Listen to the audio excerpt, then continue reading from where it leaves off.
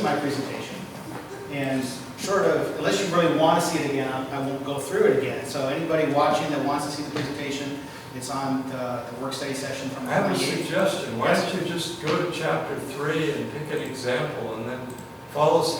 We'll pick a S number at random and follow it through Appendix A and B. You know, one of the, just so we know how to use it. We can try doing that. Go ahead and do good stuff until this presentation does that. Just take one of those. Presentation or? Oh, that's, yeah, from the left side, where we actually have a choice. And Athens is an evergreen contract. Nothing can be done with Athens. They just are what they are. Yeah, it starts. Okay. So basically, I'm going to respond to your guys' questions today. And certainly the point of these workshops are to provide feedback to the council. So they have some idea of what you all are thinking about what's in there. So I'll go ahead and walk through this. So you see there's an S number. Yes, how about S010? Use that as an example. Well, I won't be able to do it with what's on here. Okay. But follow through that to A and B. Yeah, so as an example, you have what's in chapter 3, pages 23 to 33. Got all the S numbers, the titles, current revenue, current cost, subsidy, possibly revenue. And if you go to the next one, Steph. So column 5 is the key column, right? I'm sorry, go back a second. Column 5 is, yes, as is column 8. 5 and 8. They're related. 5 and 8.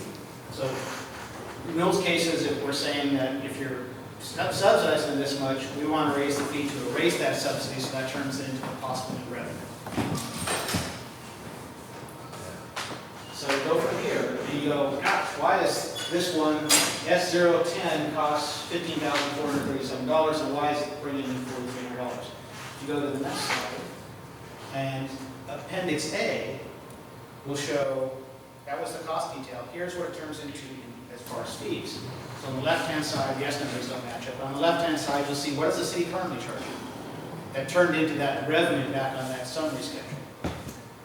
What is the current, what is the recommended fee to, in most cases, recover those costs that was back in that summary schedule? So this is where you'll be able to see the difference in the current fee and the proposed fee. And if you go to the next slide. Now, if you have really good eyes, you can actually right-click anywhere on there.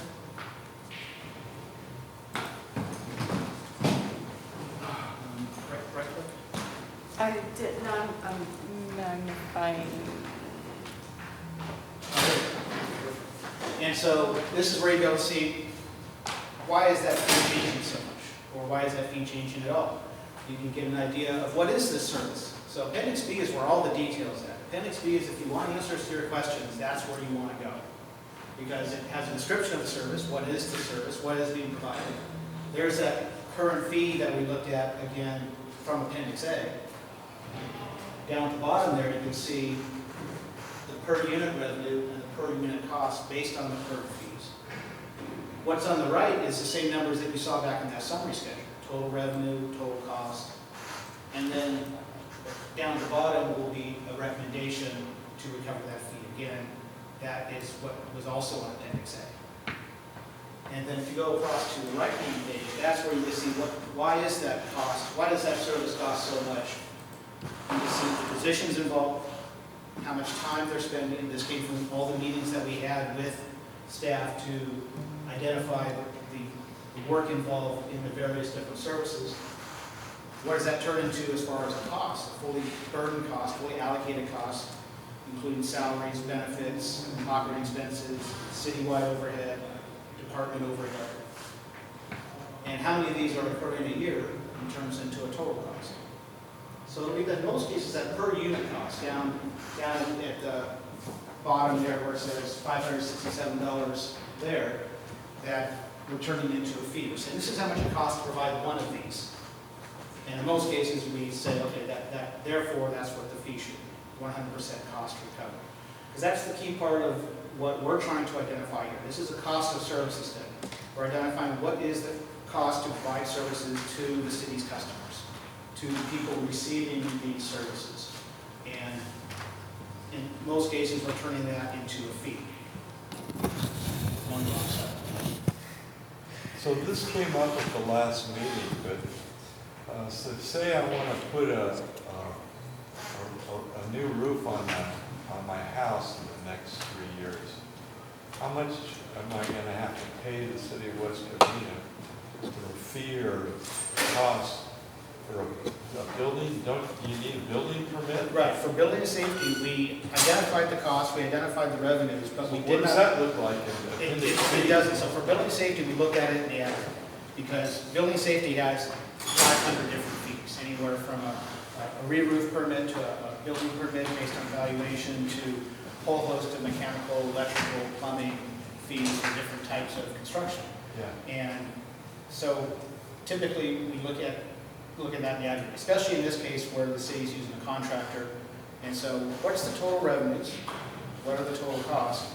And how does that compare? So we did that, but we did not make any recommendations from there. So there aren't any building and safety fee recommendations included in this report. Oh, so that's not in appendix B? It is not.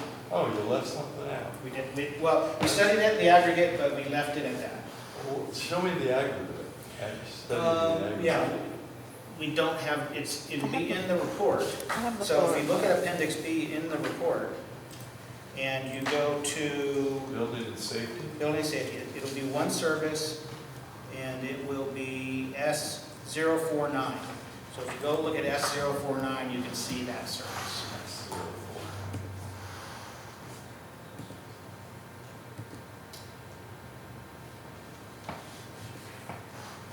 Questions, comments?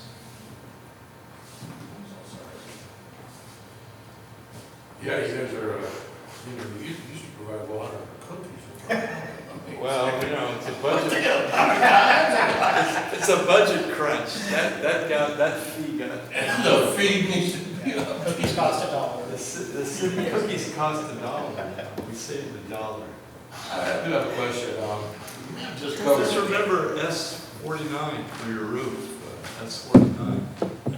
Oh, that's the reference I need to look at? Building and safety, yeah. Building and safety. I remember, It's only showing if I'm in presenter mode. you It's not mentioning showing if I that- pull up something else. cost analysis was too much work, probably not worth doing. And at that first meeting with Mr.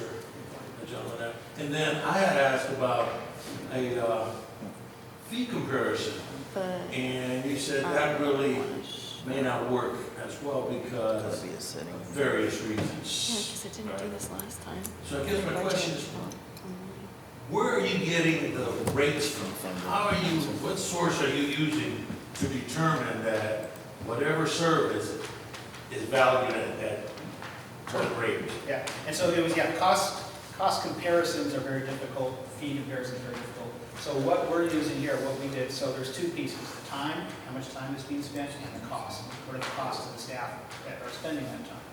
So for the time piece, that's where we sat down with staff. What are the various different services being provided?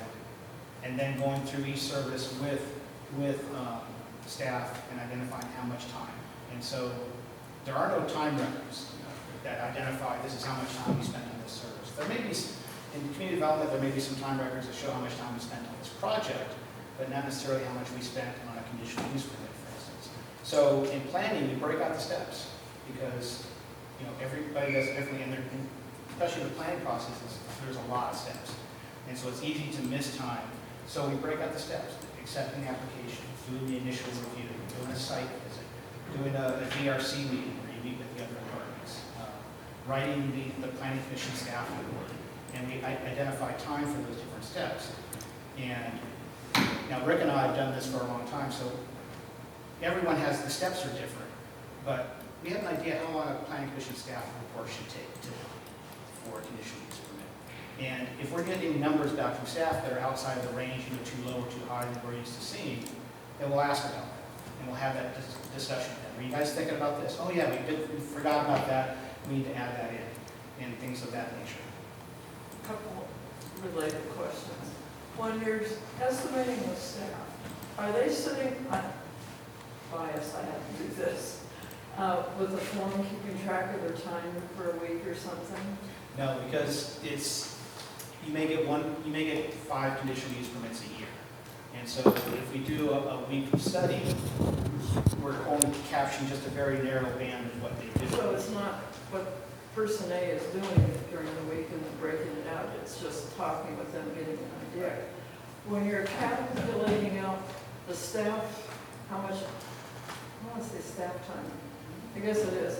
Are you just using their hourly rate or the salary schedule? Do you include their benefits? We definitely include all that when we get to the cost side.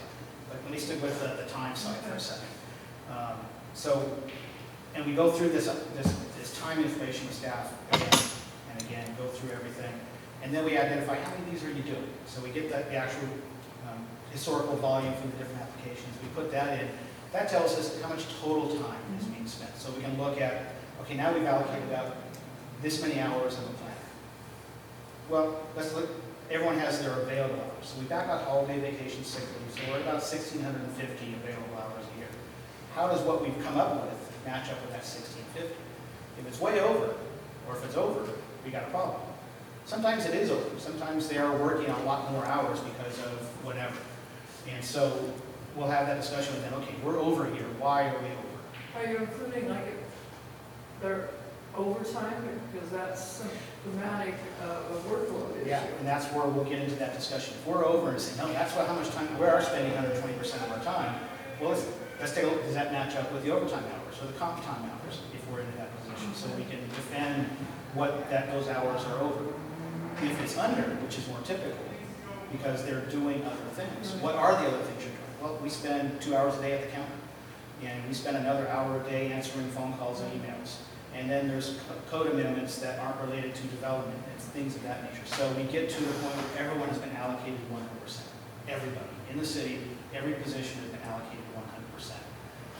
And so they're spending time either doing these fee services, or most of what city staff does is still tax-supported services.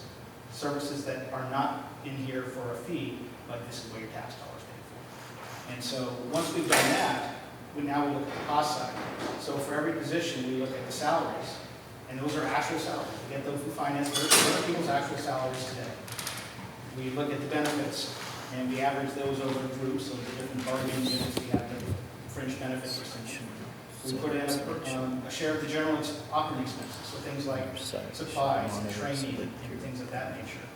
So that is why comparing West Covina to Alwani or Glendora doesn't really work, because Glendora's internal costs are going to differ from Alwani and West Covina. And it does. It's pretty precise. Yeah, and so that's why it's important to look at what are your costs, because we all have spent a lot of time going through and identifying what these costs are. And so we feel pretty comfortable, staff and us feel pretty comfortable that these costs are occurring. And so now we get into the question of who's going to pay for it, taxpayer or fee.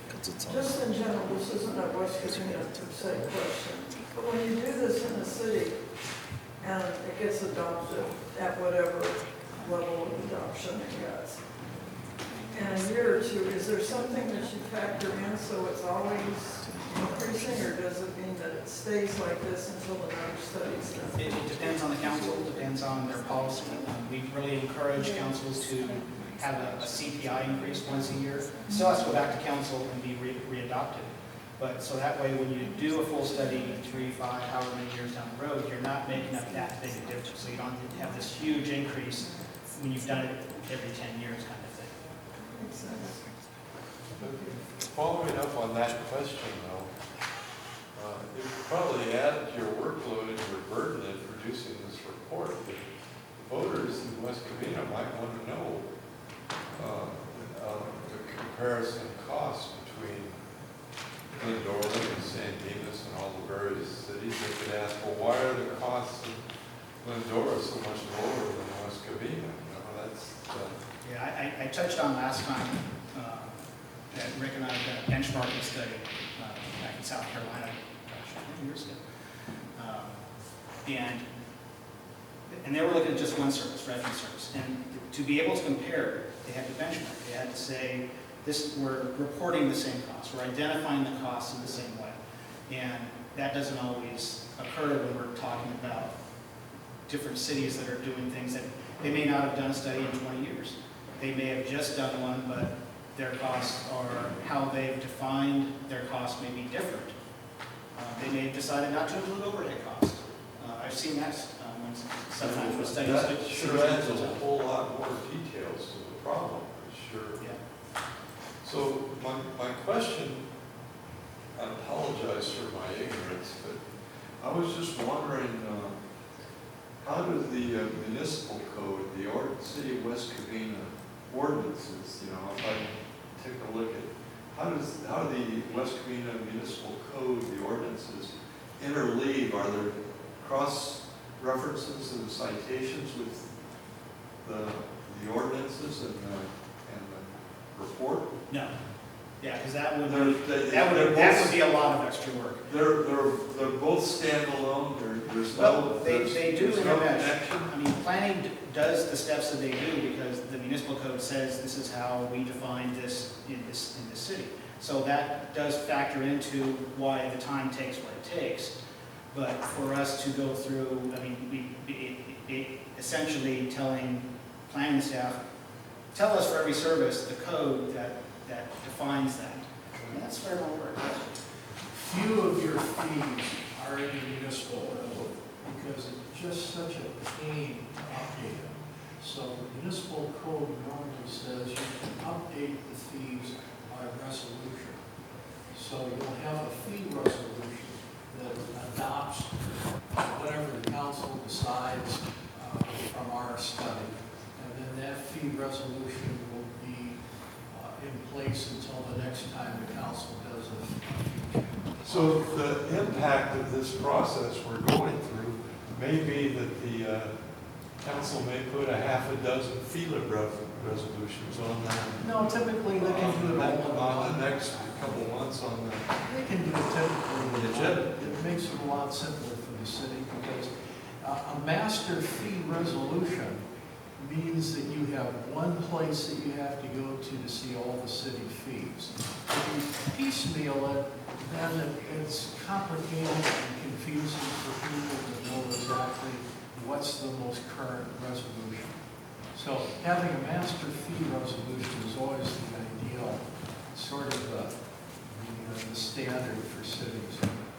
So if I really wanted to do my homework, I should go to the clerk's office and look for the last master fee resolution. And it might be on the web page. It is. It is on the webpage. Could you bring it?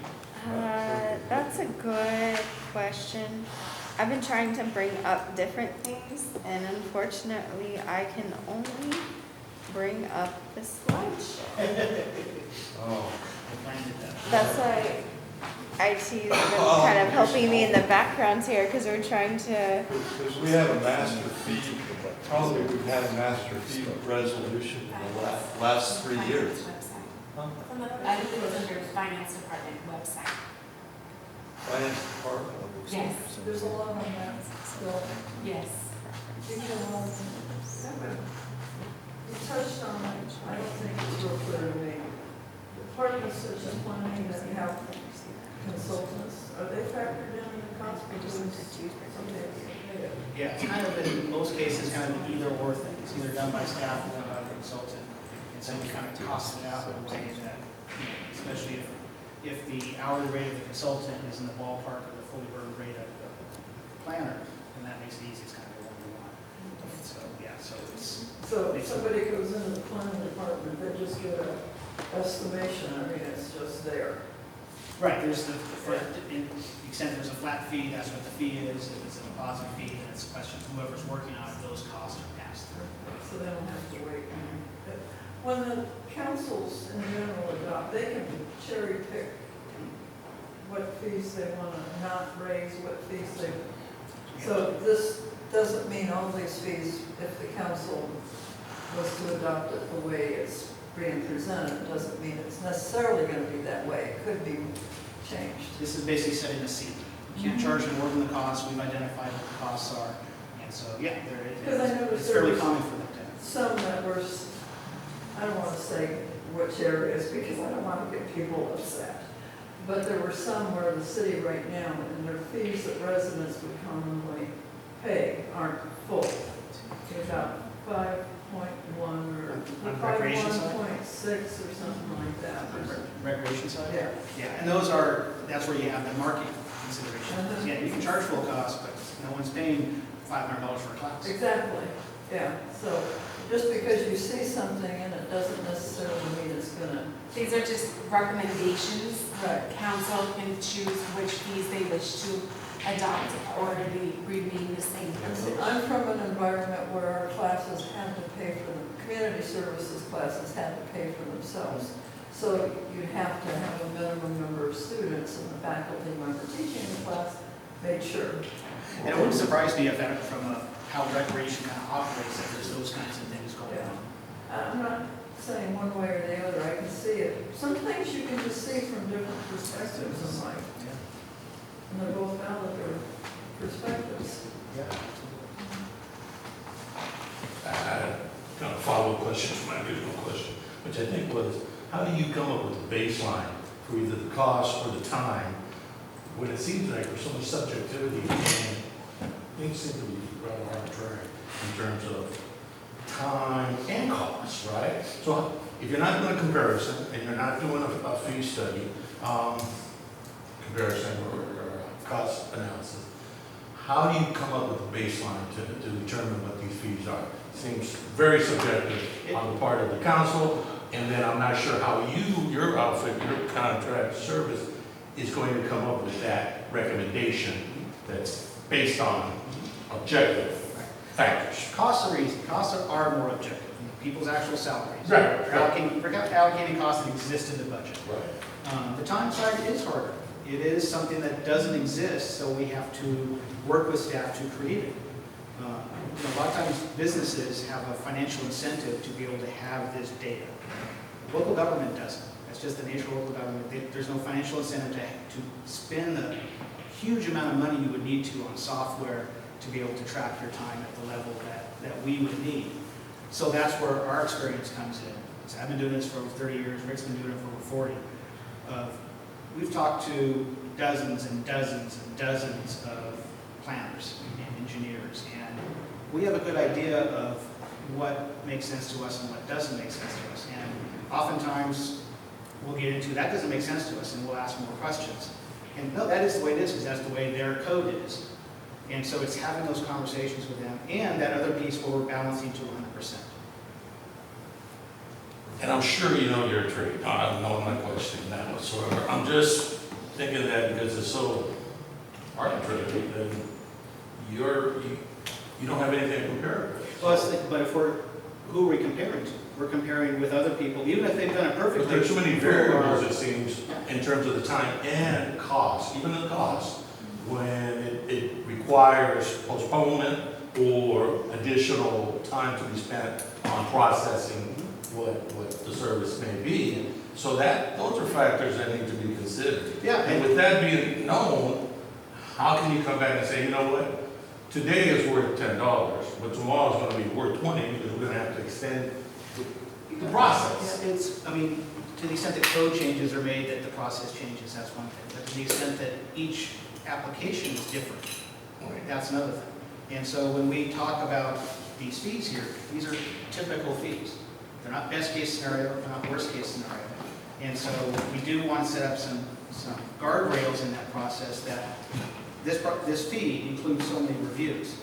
Once you get past that, and now you're abusing the system, you're paying. There's another fee that for extra review that you're now paying for that to try and make sure that that person who paid that typical isn't going way out here because he just isn't doing the process correctly. So it's as precise as we can be with the data that we have. And that's the same thing with every other local agency when they're setting the fees.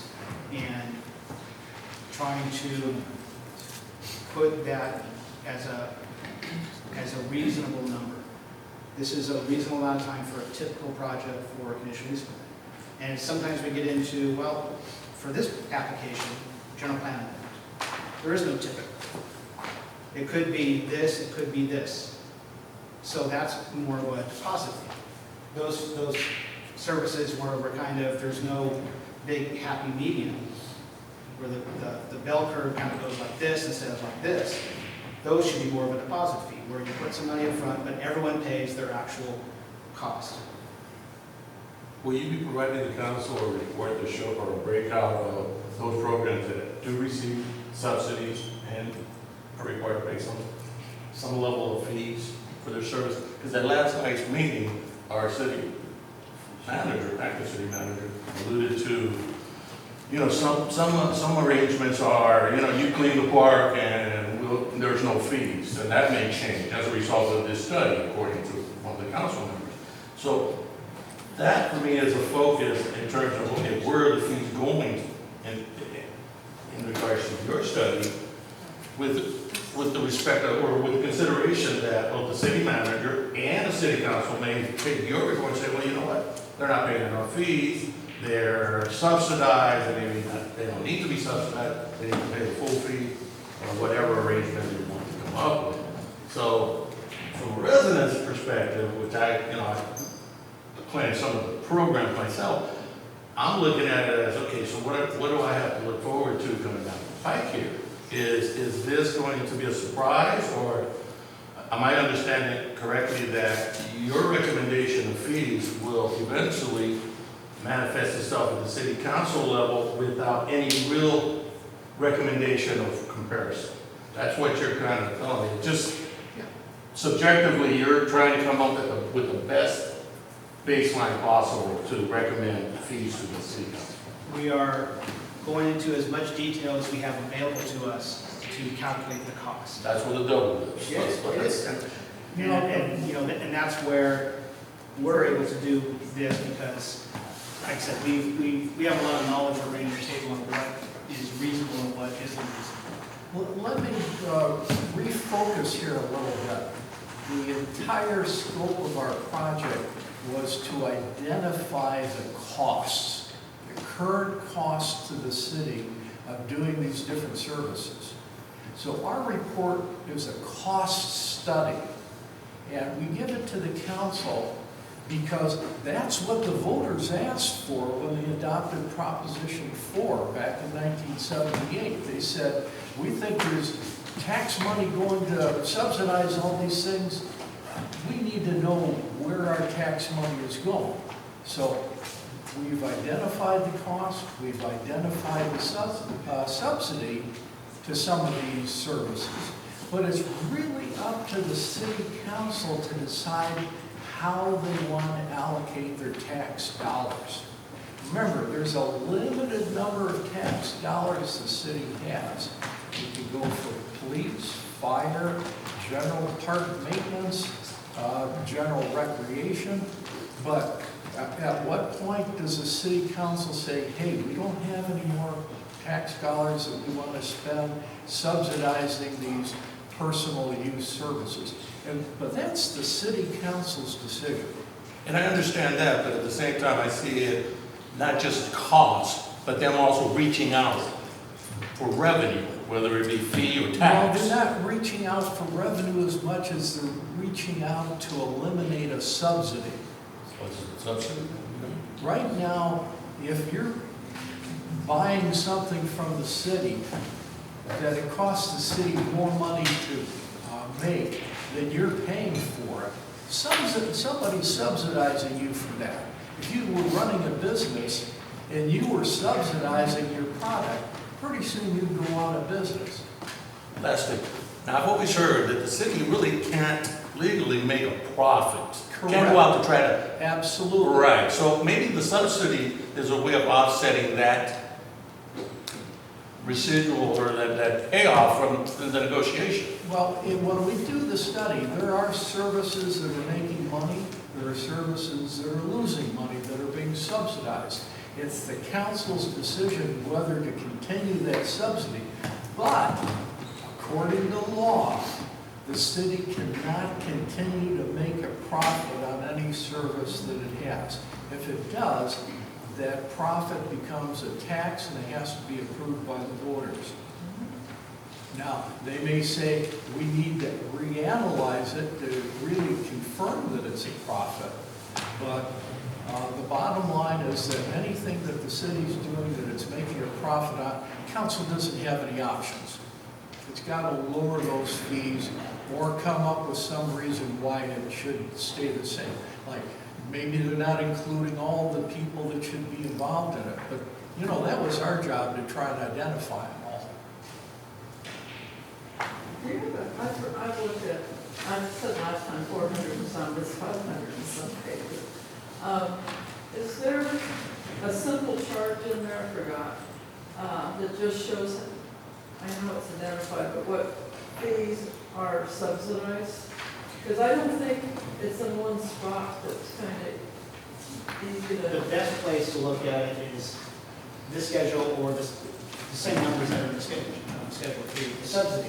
So that, Is that chapter 3? yeah, Yeah, you actually, have to scroll through a lot of pages.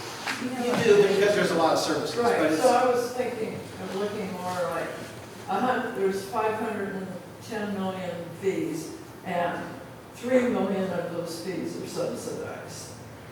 okay, we did not do that count. Okay. Could do It's a simple count, but I think it communicates to people without having to go.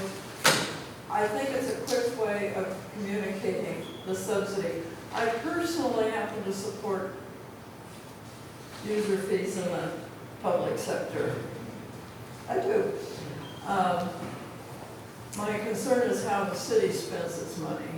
The state auditor bill also had said, it's in the state auditor's report, that the city should be paying for its fees. There's some sentence in there at the beginning part that I'm not advocating raising our fees. I think this is a responsible approach. Yeah, state auditor definitely looks at it as, these are options that the city should be. Maybe it needs to be reframed. Instead of raising fees, you're reducing subsidies. Well, that is clear. What bothered me on this whole thing from the day one was it's update the fees or something. It's Yeah. Some people have called our type of study a fee study. We don't like that. We've never called it a fee study. To us, it's a cost of services study. It's the council's decision how to spend their tax dollars. If they want to subsidize everything that's in this report, we don't care. That's the council's decision. right. No, it is, and you're correct about that. And I think we all understand that, but when you reduce the subsidy, you mentioned at the last meeting that one of the side effects of that is that you don't get participation. So, Possible. right, well, that's gonna happen. And market-oriented services, absolutely. Right, if you don't subsidize the seniors community center or the softball, baseball leagues, you're gonna have a reduction in participation. Absolutely. Yeah, Right, but so- other agencies, the county subsidizes the senior meal program. Whomever subsidizes, or wherever the Whichever subsidy is coming from, the fact is that if you reduce the subsidy, and that's council's prerogative, right? Correct. Then you're going to have a loss of service. And not much of an incentive for residents to participate if they got to come out of the pocket and pay for it. That's just another way of getting, But you're talking Revenue about from- recreation, community, well, they can extend beyond recreation. quality of life. And Yeah. in fact, that was one of the first lessons I learned doing this process. We were working on the city of Claremont, and they have a really good staff. In fact, the staff from that city went on to be recreation directors all over Southern California and Northern California. But the council, because this was a new process at the time, decided to adopt our fees. And then the staff, The costs. the fees that we were recommending based on what the costs were. And then we got a call from the staff saying, hey, if we do this, we're killing a program. And I realized at that point that what we had was a death spiral. You raise the fee, you lower the attendance. And I've always been a firm believer in the McDonald's approach. lower the price, you get many more people to buy it. So even if you're not making very much money per hamburger, you're making a ton of money overall. And that works with classes, I think, quite well. Yes, exactly. Smart and orange. And That's that's economics 101, but Right, but that's why we haven't made recommendations for recreation programs. We just said, here's your current subsidy. And to start the discussion, because what's most important is that there be council and community feedback on what they want to subsidize.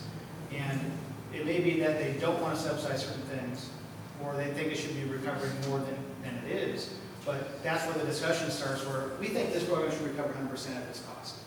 100%? Well, just as an example. Oh, And so then the recreation director goes, well, if we do that, that means the fee turns into this, and that means we lose this program. So it's starting that discussion to make sure people understand that there are those dynamics. There's that sweet spot where you maximize revenues and maximize participation. And that's where you pay the recreation professionals. To know that and know their community, what is this community willing to pay for different programs and what are they not? And so it's trying to get the council to set goals that the recreation staff can then turn into program fees. so how did you come up to that dollar amount, that subsidy that the city saves? If you're not making recommendations and you're not really determining the fees, how did you boil it down to that dollar? You said there was a savings of X dollars. You said, don't hold us to this. This is based on what you have. We identified about $12.8 million in subsidies of what we call personal choice services. Okay. And that's anything from a building permit to a planning application to a EMS response to a recreation program. We thought that what could turn into actual new revenue from fee increases and lowering subsidies and raising the fee was only about $1.4 million. Okay. So we didn't suggest any new revenue from recreation fees. We just said, here's the cost, here's what you're bringing in now. Let's start the discussion about whether that's appropriate for our community, or are there areas where we want to raise the cost recovery, or other areas that we may want to lower the cost But recovery. how did you boil it down to that number? I mean, you're not comparing it With to each individual service. And we said, okay, this fee is going up $100. Exactly. There's 2 of these go a year. That's $200. Go to the next service and just add all of those up.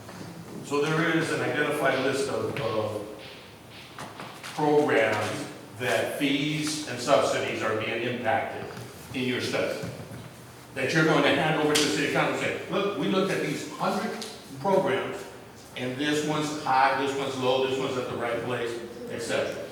And one of the reasons why it's valuable to do that is that over the years, we've had this sort of social attitude that we should be subsidizing kids, right, and seniors. And sometimes we found out that the programs that were receiving the most subsidy per participant were adults. And the kids were being made to pay the most. So by doing this kind of analysis, the city council can say, okay, now maybe seniors and kids should be both subsidized so they only have to cover the cost at 25% or 50% of the cost, but adults, they should pay more. And in fact, we have a retired partner who used to use the 6-pack approach. He said if it was at least the cost of a 6-pack for each game of softball the seniors or the adults paid, that was a reasonable price. I don't know, but that's not our decision. That's a city council. And also that those kinds of decisions, we don't know. We don't know what's best for the community as far as what Little League should pay or what the adult sports program fee should be. But we know what the costs and we know what the revenue. So it's starting that discussion saying, here's how much you're subsidizing it now. As a community, is that where we want to be? And if not, what changes could we make?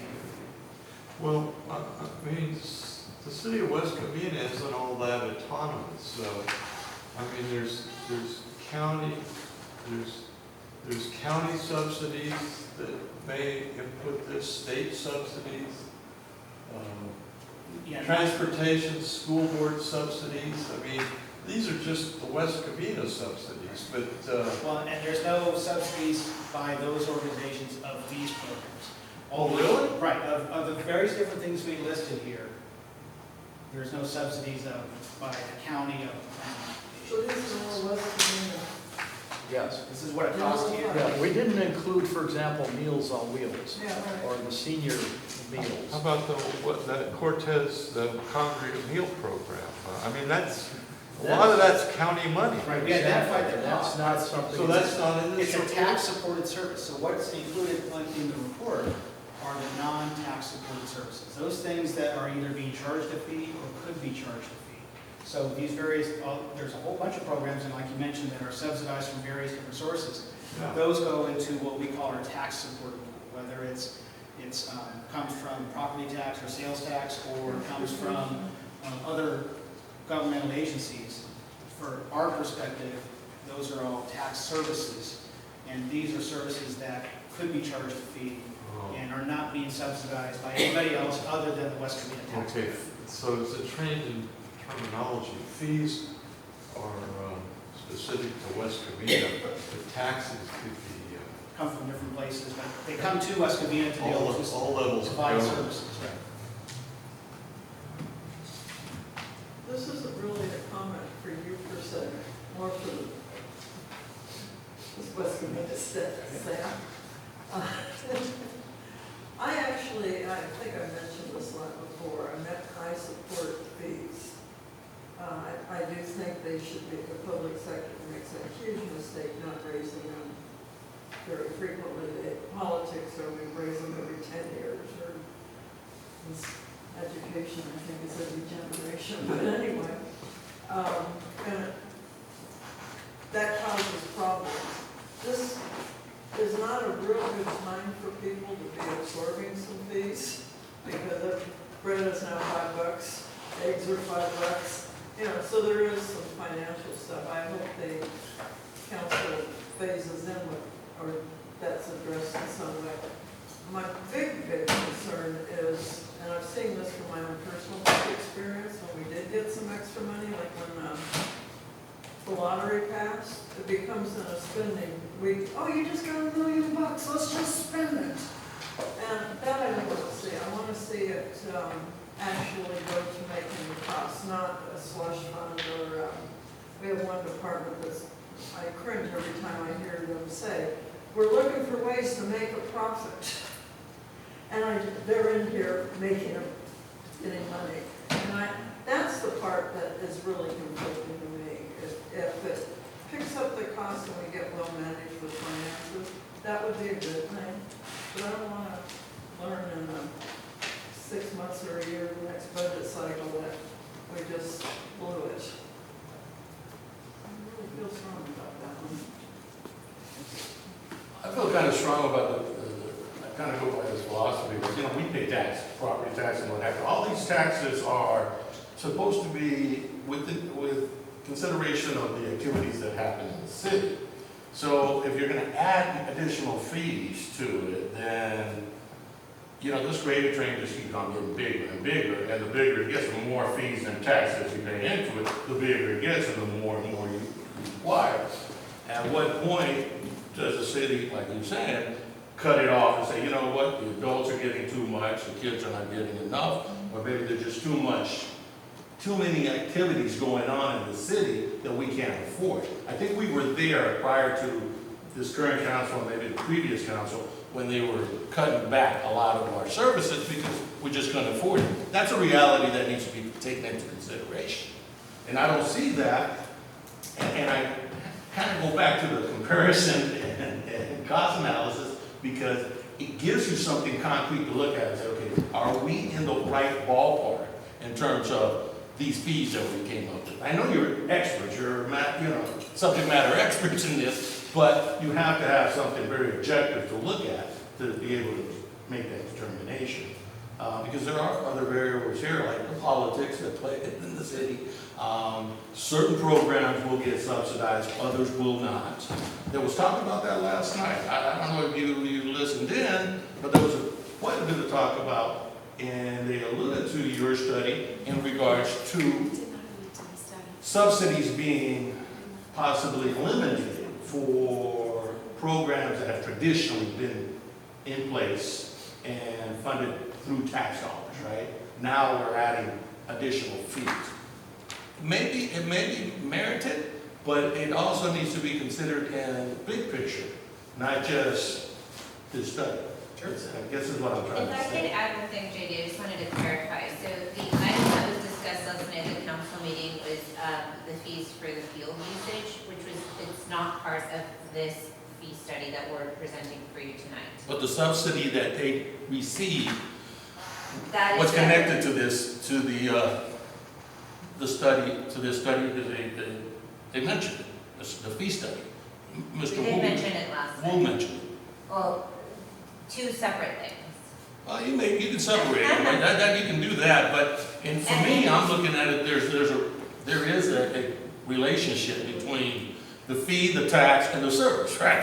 So right now, our parks, our relationship with the league in the city is that we have the council, league of councils for all the little leagues, the Right. different teams. And there's certain requirements that they have to meet the bylaws in order to be able to participate and get the field usage for free. They need to do what, I'm sorry? There's certain requirements that they have to provide to the Okay. city in order to not qualify, but meet those requirements to partner with the city and get the field usage for free. When they don't provide those, then that's when this fee would be implemented. And that's what the discussion was last Profit, night. non-profit, for example. No, No. it depends on the league, and Roxanne would be better equipped to answer those questions, but they have to show, you remember, I think there is a nonprofit requirement that they have to show that they are a nonprofit. They have to show us that they're keeping up certain documents and provide us those documents. Sometimes it's a percent of the players are West Covina based, as opposed to living in Covina. So those requirements, so if they don't meet those requirements, if they don't provide them to the city, then that's when this fee would potentially be assessed on usage of the field for those leagues. If a resident comes in or a non-resident comes in and wants to rent a pavilion, that's a different thing altogether. For me, I think I share some of the concerns, but experience, sometimes you open the door and then the door just keeps opening, another one and another one. I think it is kind of related, even though that might not be the intent. But I keep going back to my philosophical belief that services should pay for themselves. That's a conflict. Yeah, I think that's a fair statement. I would agree with that. I just think that doesn't always end up being the goal, right? The end goal. Sometimes they either exceed, and in order for it not to fall into that rut of, oh wow, we're making a profit here, they expand the programs and continue to grow, as opposed to actually making the existing programs, well-oiled and running efficiently.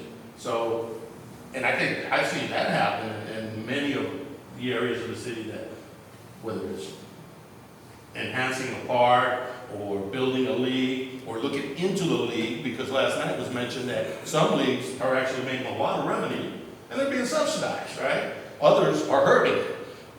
That's something that I would imagine this would look into and impact. But this kind of passport of, hey, here is a fee list or cost analysis that kind of justifies reaching out for that $1 million+ without, just based on your expertise. I as a resident that is going to be subject to paying, have some reservations. Well, let me ask you what you would use instead. Well, I think, just traditionally speaking, the council, this council and previous council have always reached out to do these comparisons. That's why I'm going to hold it to that. So what are their fees based on, these comparison cities? Well, honestly, that was my original question to you. What source are you using to come up with your rates? Because if you're using a particular source, then I would think that if you do a comparison, you would see whether they're using the same source or not. And that would be part of the process, right? That would be part of the analysis. But And I don't know, honestly, I don't know, I don't have expertise in that. Strictly speaking from a lady If person. I may add, because you keep saying like 1.4 that he's coming up with, the breakdown of it, and you say like, oh, I don't want it to be passed down to residents.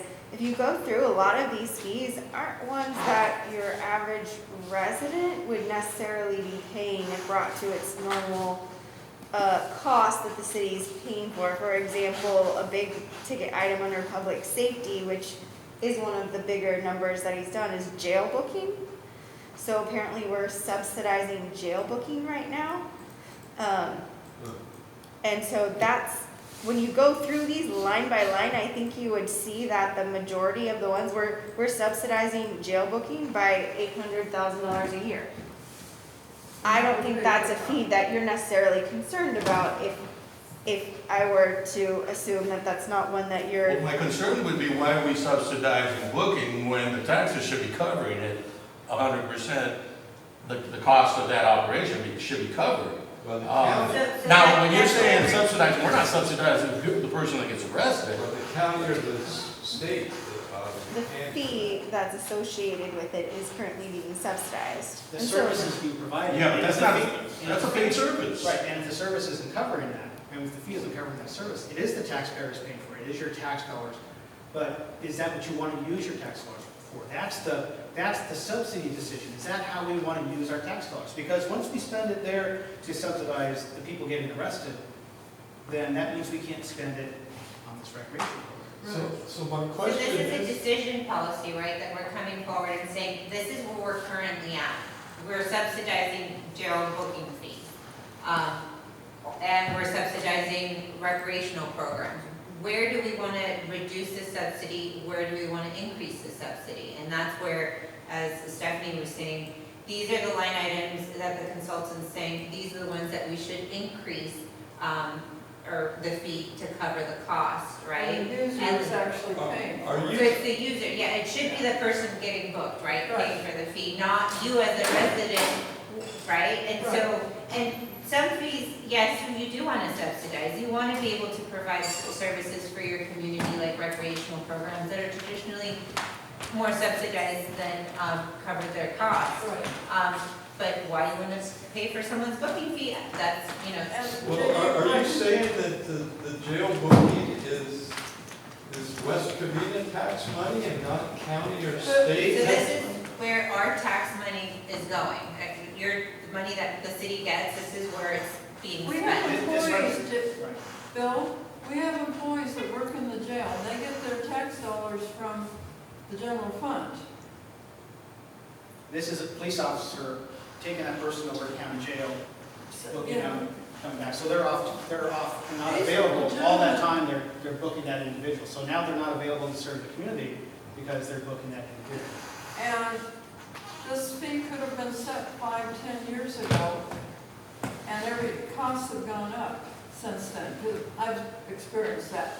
Where I get concerned with the fees that we residents don't pay concept, okay, if it pass through, are more on building fees, where you're gonna add on, you're paying the fees, well, the builder's paying for it. No, he's passing it on to us. But you picked one that's Well, kind of strange. But this But is, take, for example, that very instance in terms of police, fire. We've seen that if there were proposals of, hey, if fire comes out to the house, there'll be a fee for it. If they take you on an ambulance, there's a fee for it. At one point, these costs were covered through our taxes. Now you've tacked on more and more and more, and when you're telling me here there's a savings because of these subsidies that are out there from the city, there's a savings of $2 million, I'm thinking, okay, yeah, there's a savings, but what that really ends up being is more fees for me. So it should And the cover- fees are coming at us from areas that have traditionally not been So imposed on If residents. you call the fire department, right, and they come to your house, Yeah. there's a cost to send or deploy that engine or that fire truck or the ambulance to your house. Covered by my And property taxes and sales taxes and So so what on. we're telling you today is that the fee that we've been charging isn't covering the service of that cost, because the cost goes up, right?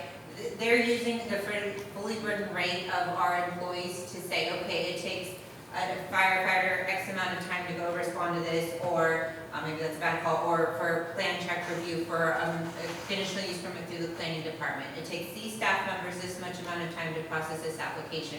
This is the cost to do the conditional use permit, right? We're charging X, it costs us Y. And we're trying to balance it so that we do recover that cost. With public safety services, we don't necessarily always recover the cost, but we haven't changed the fees. I forget the last time that we've updated this, and even it was in our audit that they said you guys need to update your fees to better balance your cost recovery. And that's fine, but the fees seem to be endless, because the contract was, we pay the taxes, you provide the fire department.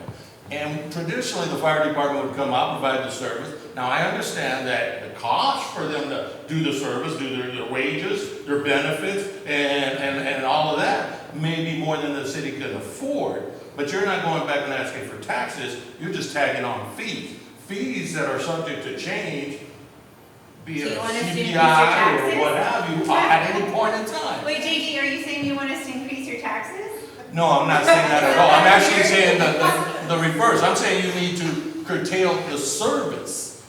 Maybe you're far too much with the service, and you've overextended yourself to now it's burdening the residents in terms of fees and taxes. So just What's the opposite? as mentioned earlier, inflation has gone up, right? Right? Yeah. So, for example, the city, our property tax, it can only go up 2% if you live in your house. So you're only providing 2% every more of your property tax. The city gets a small portion of that, right? Okay. So, and then sales tax, which we get a portion of, right? So our increase is that 2% that you guys get on property tax unless someone buys and sells their property. So that doesn't necessarily catch up with the inflation rate of providing service. But be Let careful, me because ask raises were 12%. JD's question a different way. Plus. I Well, mean, that's another. you know, some of this, quite a bit of this stuff is over my head, and so I need to be specific, but let me re-ask his question a different way. Suppose I go home and have a heart attack, and I call the paramedics. I'm having a heart attack, come over. Could you track my phone call and the West Covina paramedics through Appendix A and B to see what the fee is for? There is an emergency medical services service in here. Yeah, so what does that look like It identifies a cost and a huge subsidy, because even though there's currently paramedic fees, we're not anywhere close to recovering costs. And we've Yeah, suggested so let's some- track that through Appendix A and B. Well, The heart attack. it would be the one above that one. So go to the Well, previous that's page. because they sound Well, like that's the lots of transport. programs Yeah, and That's That's specific transporting. example. So what I was at was EMS assessment and no transport. So yeah, it depends. Are you transported or are you not? Do you want to be transported or not? Yeah, I'm having a heart attack over the transport. Okay, you had a heart attack, you're in the ambulance, you Yeah, take so you to the how much hospital. does that cost? How much? Yeah, so what's go it to mean? the previous one, that's 194. So right now, there's $2.5 million in revenue being brought in through response fees and subscription fees. There's a subscription program here. It's costing $10.6 million. Is that, what's the S? So it's the one at the bottom there, that's 194. Okay. And so the first column of numbers is the current revenue. The next column of numbers is current cost. $10.6 million to respond and to have firefighters and paramedics at the firehouse ready to respond 24/7. So the subsidy is a little over $8 million. So you notice that cost and revenue on the far right. Even though we've suggested increases to the fees that we think are reasonable, and this is an area where we have done a comparison, because this is a market-based fee. This exists in the market. We think with the fee increases, the city could bring in another $685,000 and still have a subsidy of $7.5 million. So that's gonna be, part of that 685 is a check I'm gonna have to write to the city of West Covina? If Not you, you individually. most likely, it depends if you have insurance. it'll most likely your insurance will pay for it. If you don't, that's another, whole other thing. Does that take into consideration the reimbursement from any? I'm sorry. Does that take into consideration that number on that service? Take into consideration the reimbursement made by Medi-Cal, Medicare for the transportation, whatever services? The rates are really set at a kind of an approved Medicare rate. Yeah, but if we're contracted like with an ambulance service, Schaefer's or what have you, they're gonna get a part of it, right? So is that number take into consideration the aggregate amount paid or just what the city receives? Because you earlier mentioned that you left county, state and all that. This is the city piece. If there's a private ambulance involved, that would be separate over and above, that would most likely bill your insurance also. And so all of these things fit together. So there's various different fees involved up there. Those are the current fees at the top there. So a BLS non-emergency response, $1,400. So what does S-194 look like in Appendix A? So This is what Appendix B here. Oh, that's B. So here's the cost detail in Appendix B. So it shows basically 65% of all calls in the fire calls in the city are EMS calls. 2/3 of your calls are EMS calls. So 2/3 of the line staff, the floor staff at the fire department are allocated EMS. Because when they're not ready to respond to it, we're not actually responding to a call, they're there ready to respond to a call. And so whether it's a fire call, traffic collision, EMS, each of those gets their share of that on-call time. So that's why the numbers are so large. Just would be on our paper. Well, I think. Well, that's a whole other question. All of these are political decisions. Yeah, No, we right. have provided information. We're taking a snapshot in time. This is where you're at. Yeah. Now, everything else is a political decision on what's best for this community. What do we want to subsidize? What do we not want to subsidize? I know I would like to see whatever they do, them be consistent and objective in what they do, because previous councils up to, they spent a lot of time on fees with the fire subscription, false alarm. And that they were very good presentations, it was done very well. And then the council comes in and somebody gets inconvenienced, or their friends get inconvenienced, and the whole program gets killed and criticized, it was a bad program and all of that. That's not what I like seeing with time spent developing something in good faith, adopting it, and not implementing it properly. And when your neighbor gets mad at you and you're on the council, geez, I'm sorry. Well, I have a question, and it's not for the consultants, it's for the staff. I mean, what would be the pitfalls of if a significant bunch of residents said, we want to sell big league dreams to the city and urban industry? What would be the pitfalls, doing that with respect to fees and? Well, that would be separate of this fee study. Now, they did look at fees or costs associated with operations at Sportsplex. And taxes here. But remember, we didn't make fee recommendations for the recreation programs, the sportsplex. Well, We said, here's the asking the cost. staff what the pitfalls of a transaction like that would be. Well, that's outside of the scope of But this. isn't there a nexus between the sports and these fees? Because the city manager said it had nothing to do with it last night, you're kind of implying. That's not what I know. All I know is that we identified the cost. Yeah, the cost, I of the understand. sportsplex. We did not make any fee recommendations for any of the How about the recreation. little leagues that take place? Yeah, we didn't make any, we just said, here's The the cost, cost. the Have cost. that up a And minute. the amount of subsidy that's going to, I got And it. so now it's this is the starting point of the discussion for recreation programs. So this study really is across the board on all the services provided in the city that either require a subsidy and possibly a fee associated with it. That could have a fee, right? They could have. So Yeah, there's a nexus. I don't in all understand, I areas. don't understand why that's out of, that question is out of the scope of the study. I don't For me, understand. if I was an employee in the city, I would not answer that and keep my job. Remember, this is a snapshot in time, so we're saying. So here- that's a here's job, what that's a exists question right for now. me to ask the city council. Council, right. They're the ones that made the decision. Well, I'm not afraid to talk to the city I know council. you're not, but I would not put a staff member in that position. I'll ask that question. All right, thank you for your input. I'll ask that question to the We city live in council. the same part of the city, on the north side. To go back to your reference to the fees related to field rentals and things like that. So this is the page, which is page 31 of Field of the, dreams for sportsman? that gives Sportsplex, yeah. a summary of what they provided. And again, as the consultant described, they did not give recommendations on fees. Did you say cage, like a patty cage?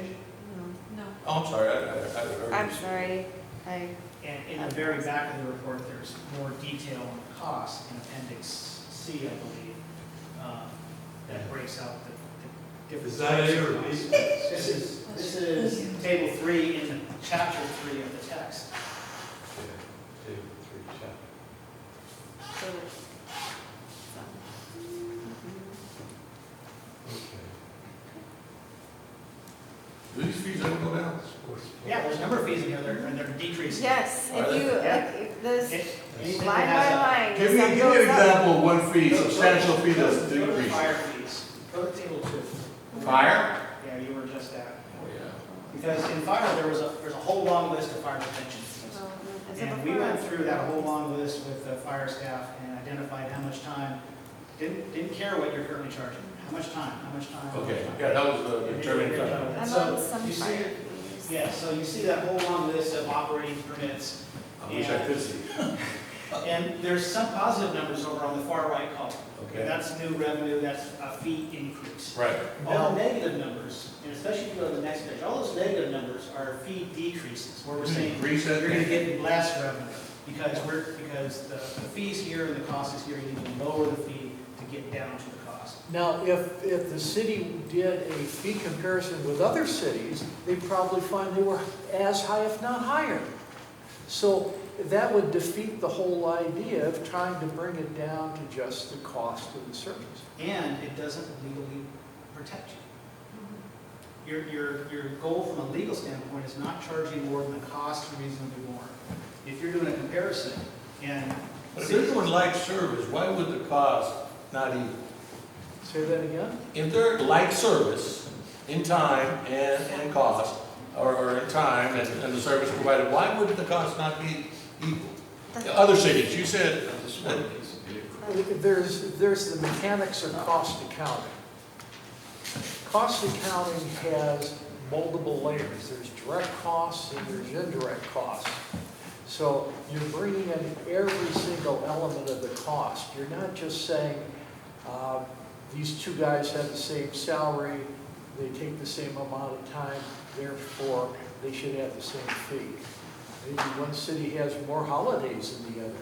Maybe one city gives employees that have been with the city longer vacation time. So there's one city has a sworn fire marshal, and one city has a non-sworn part-time fire inspector. There's all kinds of things that affect the cost. I guess that's what creates the red lines, I suppose. Some cities provide less and some provide more.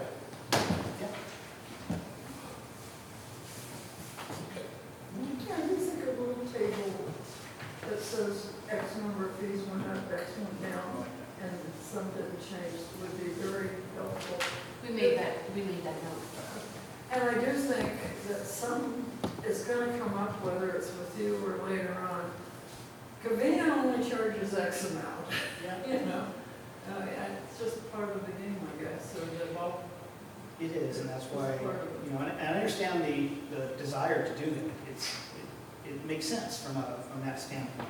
It's just when you get into the mechanics of coming up with good usable information, that's where it kind of falls apart. Because we've done a lot of comparisons, and we've tried to compare apples to apples, and it's very hard, and there's been situations where we get into it, and it's useless information because we couldn't get to the point where we're comparing apples. And part of it is because even if you're comparing two cities and one has a higher fee, that doesn't mean it's wrong. It may just be because it's doing the job right. And it takes all that additional time and cost to do it right. Think about the people in that city in Florida 10, 15 years ago that had their roofs fly off because the building inspectors didn't bother taking the time to make sure they were anchored down. But if they're doing it for less, doesn't necessarily mean that they're doing it inefficiently either. So it goes in both These are directions. These are issues that you need to identify. Right. Yeah, and we think that this is really a great place to start looking at efficiency and economy. You know, JD, one of the things I've done just to satisfy my own curiosity through the years, look at collective bargaining agreements for the different cities for the same workforce, and their requirements on things just vary. Well, that's 99.9% of all of it. Right. So But this is, it's a cost. So if you compare the fire department, or say police department for this city or that city, they like to do that, and we've been programmed that the fire department gets up there and they tell us what these cities get and how underdone we are here in West Covina, because they're not getting all that stuff. But if you look at their bona fide, legitimate collective bargaining agreements, they vary tremendously on salary pay, how you get it, this and that. I agree that the fee study and adjusting the fees accordingly is correct. It's a proper thing to do. I'm just concerned that I don't see the mechanism in coming up with the conclusion that there's, other than kind of guesswork on your part, that there's $1.something million out there to be had because this one, based on the time, which is a variable, and the cost, which is also a variable, do we give overtime? Does a person call out sick? Is this going to take more time than the last one, even though they're the same project? That becomes a little bit subjective and arbitrary. Speaking of overtime, do you factor in excessive absences and? That's what I'm saying. What are the times? There was because you can't have somebody doing a job when they're absent. That's true. No, but you have the overtime to replace that. You don't even want to use overtime. Because if I knew somebody was working overtime and I came into the counter, I'd say, I want that guy over there who's not working overtime. Or I want that guy over there you just hired because he's cheaper than that guy over there who's being paid a lot. It doesn't work that way. That's very hard. Riverside County 30 years ago Yeah. were That's forced what to we do. Yeah. go to an How's actual new kid? cost Cheaper. payment system for their building and safety function. Okay. So that meant that every building permit, every mechanical permit, every construction trade permit was charged with a deposit and an actual cost basis. Sounds good. So what you ended up having was as many accountants and account clerks as you had inspectors. Because somebody had to collect all this data, filter all this data, bill all these invoices. And so it ended up costing individual applicants a lot more. Now, someone did it perfectly, and every developer thinks he's that person, paid less. But almost everybody else who just did an average job or did a terrible job paid a lot more. But if you have a department, I'm a retired manager, so maybe that's my bias, but if you have a department that has a high absent rate, and you have to pay people to come in and do that, and you're paying on an overtime basis, that department's cost is greater than the department that has a reasonable absence rate. And there's a lot of variables that go into how these services are provided. But to be able to turn that into a reasonable fee where you're not having a huge accounting staff to track on an actual cost basis for everybody this is the process that we have. They're really, and it's a process that's been upheld by the courts also, because it's reasonable. It's not perfect. There's not going to be a perfect set of data out there. It's coming up with something that's reasonable and and reflects those costs. And I can see that, but are you creating a baseline for each and every one of these services? What do you mean by We're baseline? creating a benchmark. A benchmark, a benchmark is different than a baseline. Baseline meaning, what is the medium price or cost No, we're creating. and time spent for this service that the This city is a provides? benchmark. We're working with the supervisors who supervise the people doing the work to say, this is how much time they should be taking. But you don't So do a time this is a study. benchmark. But you don't do a time study on this, in this No, we study. don't do that. This is not a Taylorite, and I'll tell you in a minute why. But what we're trying to do is get the supervisor to establish a benchmark, because that supervisor then evaluates the staff person based on how well they perform against that benchmark. Okay. Now, we don't want to do a time study. I mean, the literature on doing time studies goes all the way back to the Western Electric study back in, I don't know, the 40s, 50s. And they discovered that when that person was standing next to the employee doing the work, that the employee worked faster. So it distorted the results. So you can't really do that. You've got to step back and say, okay, supervisor, what is a reasonable amount of time for this function to take one of your staff persons? And the supervisor says. Isn't there a built-in bias in that guesstimation?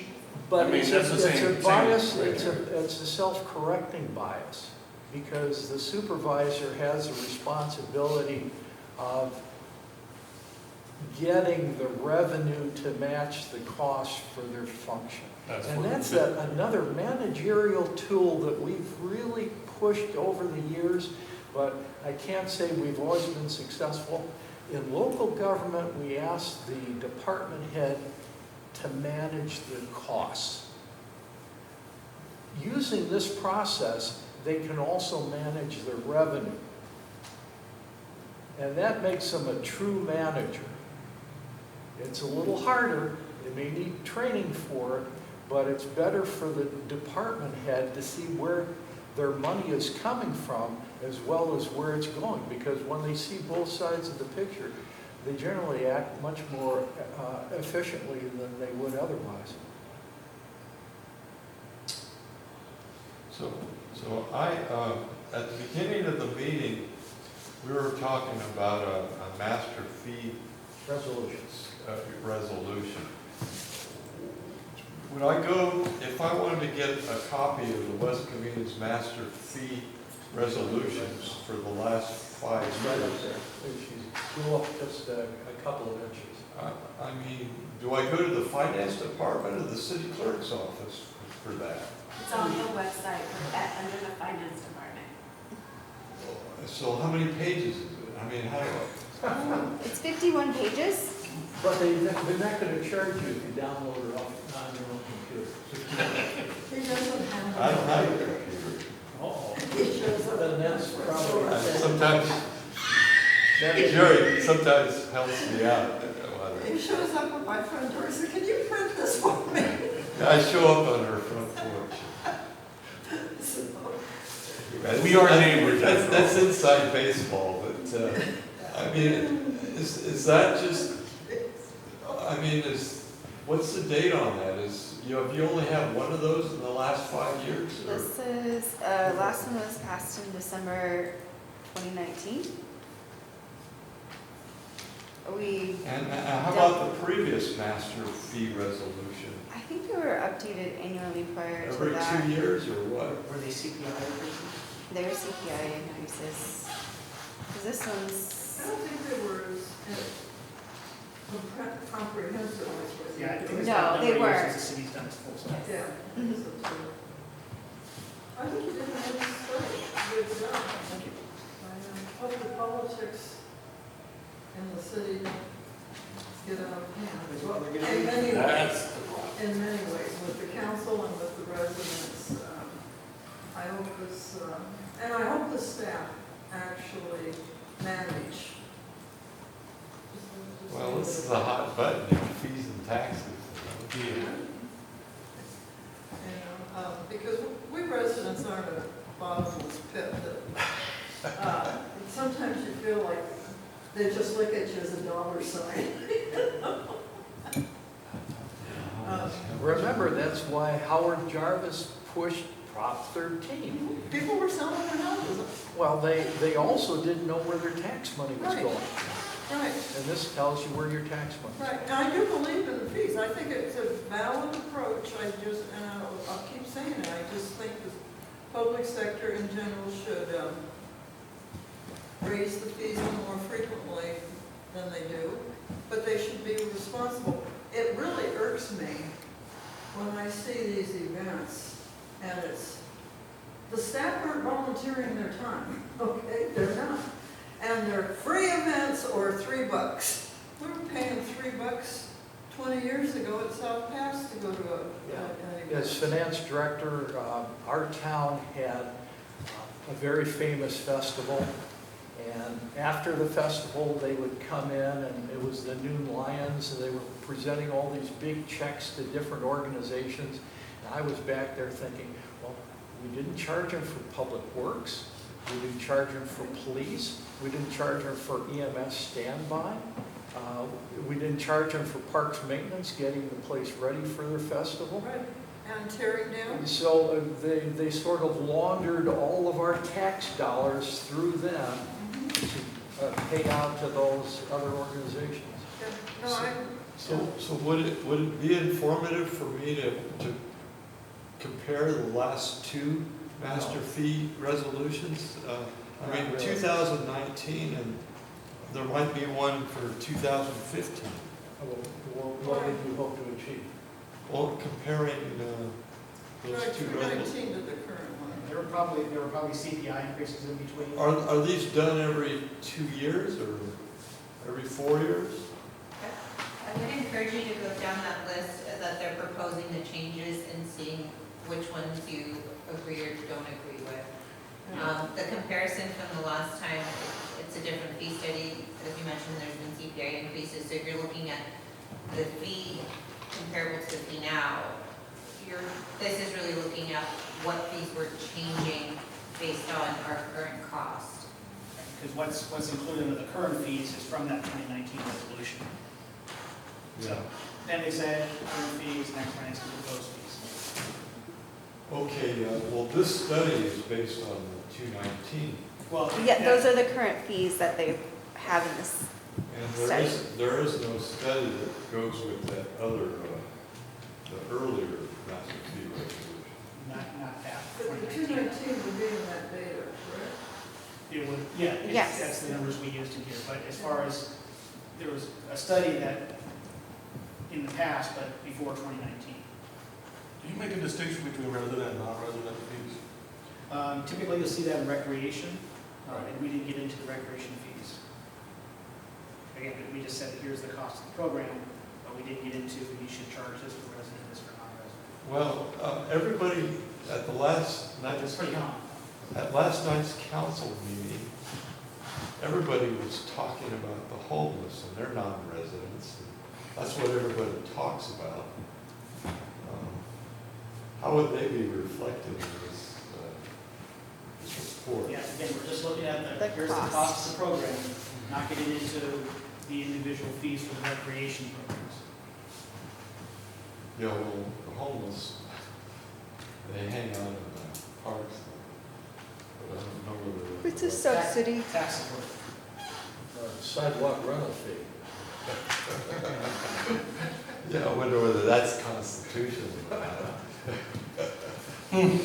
See, we have restrictions. Well, thank you. So we really do appreciate the comments and feedback. Yes, thank you for coming tonight.